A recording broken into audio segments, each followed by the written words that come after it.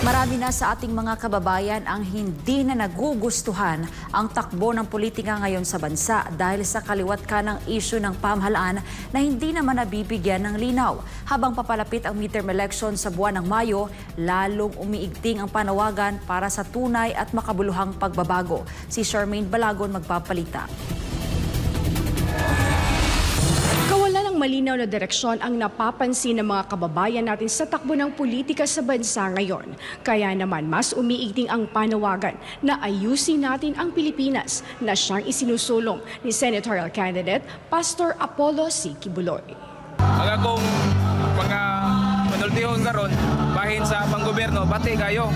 Ang ngayon na si Pastor atong ipalikuron sa Senado, pinagis sa plano sa atong Ginoo na ang pagtabang niya kinasing-kasing o katuyuan sa Diyos samahan na sa langit na muasinso ang Pilipinas labi na sa pati nga panggobyerno takbo na ang korupsyon nga ngayon palikuron si Pastor. Hindi na raw maramdaman na para sa bayan at sa mga Pilipino ang mga ginagawang hakbang ng pamahalaan. Tila iilan lang ang tunay na nakikinabang sa mga plano ng administrasyon. Nasa South Poblacion, Naga City, ang Pastor Apollo C. Quiboloy for Senator Movement para sa isinusulong na ayusin natin ang Pilipinas. Muling pinatunayan ng mga Pilipinong nakiisa sa pagtitipon na nananabik silang maituwid ang mga hindi na masikmurang karahasan at samot-saring krimen sa ilalim ng Administrasyong Marcos ngayon. Usa sa akong dakong panganawagan, no? Ibalik ang sistema sa panahon ni Duterte.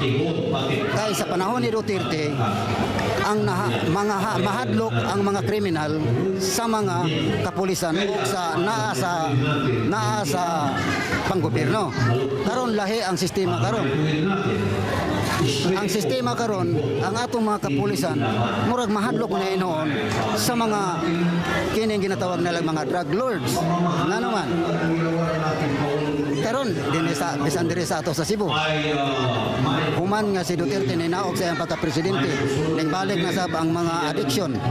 Daghan na pod ang mga kriminalidad like for Sa mga nagdaang campaign rally ng Pastor Apollo C. Quiboloy for Senator Movement, kasama ang PDP laban sa iba't ibang lugar sa probinsya ng Cebu, nangingibabaw ang pagiging maka-Duterte ng mga Cebuano. Patunay na hinahanap-hanap ng mga taga-Sugbo ang Duterte brand of leadership. Si Pastor Apollo C. Quiboloy, ila na mo na siya nga maayo nga pagka-leader tungod kay nakita nato ang iyang pagdumala sa KOGC. Sa sinugdanan, sumala sa gisulting debates daghagan niya nga nagsugod na siya sa 15 ka membro. Unya, naalang sila sa pinobre nga sistema. Pero, pila ka mga katuigan sa iyang pagdumala sa KOGC, ning lambo ang KOGC, unya, dili lang sa Pilipinas lang, kundi tibok yun na kalibutan. Worldwide ang iyang pag-asinso. Subuti pa sa boto na siya leadership.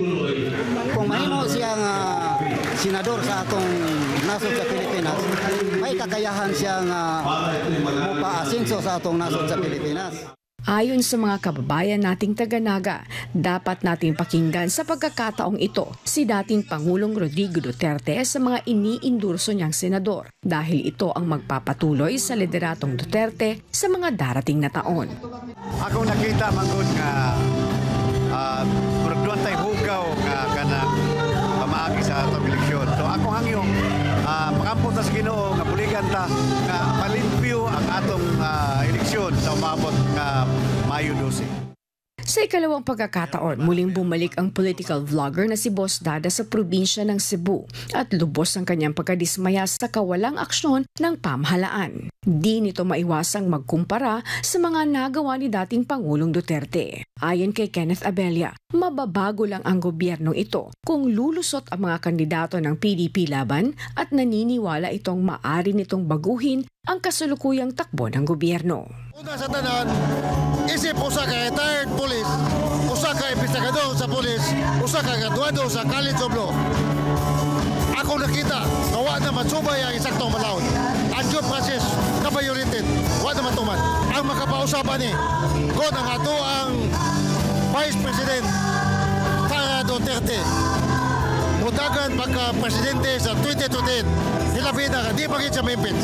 Basta majority vote sa PDP Laban. Solid lang. Di yun Memphis. May Presidente Sara. Unya, sa diha nga mutagan siya pagka-presidente 2020. O mudaw. 101% mausap ang atong pag-gobyerno. Tahong na nga pag-gobyerno. Itong Kibuloy, mo'y pinakatindot. Kaya kung mudaog si Pastor Kibuloy, usa siya sa spiritual advisor sa ato ang gobyerno. Kaya naman, nais ng mga taga Naga City na itigil na ang patuloy na pangbubudol ng pamahalaan sa mga Pilipinong umaasa na maayos na liderato na sentro sana sa mamamayang Pilipino at hindi sa pansariling ambisyon, kapangyarihan at harap-harapang pagnanakaw sa bayan. Para sa Diyos at sa Pilipinas kong mahal, ito yung citizen correspondent mula Cebu, Charmaine Balagon, SMNI News.